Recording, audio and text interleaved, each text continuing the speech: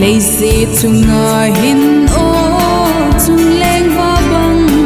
aglen lai hin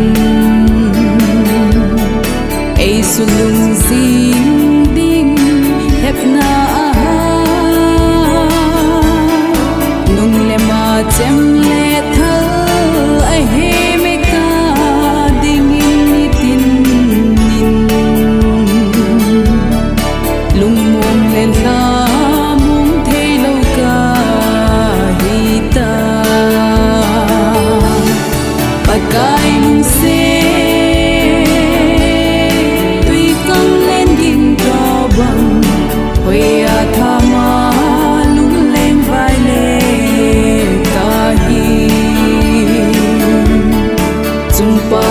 in sit lei chung a hin o anna tong ding na e la mon hi nai mo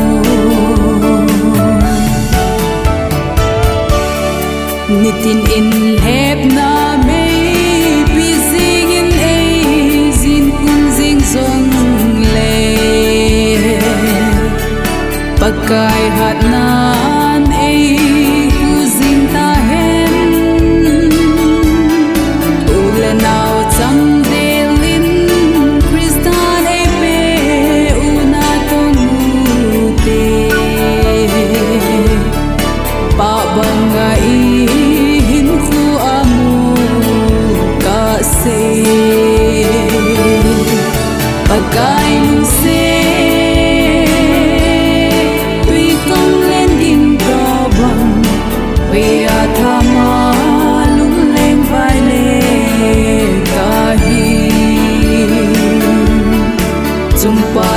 in sit lei chung a hin o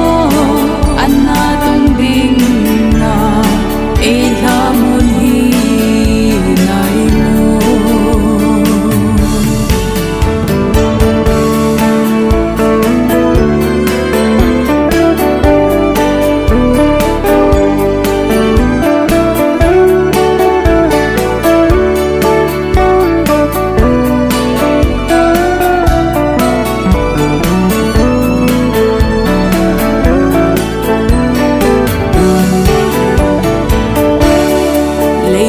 chung aga gu ngai te le ka za cham pi te ho ithe mo nau ki ngai dam u te kristal al mon lau pi salem gam nom itsan na ding mon kat le khat ki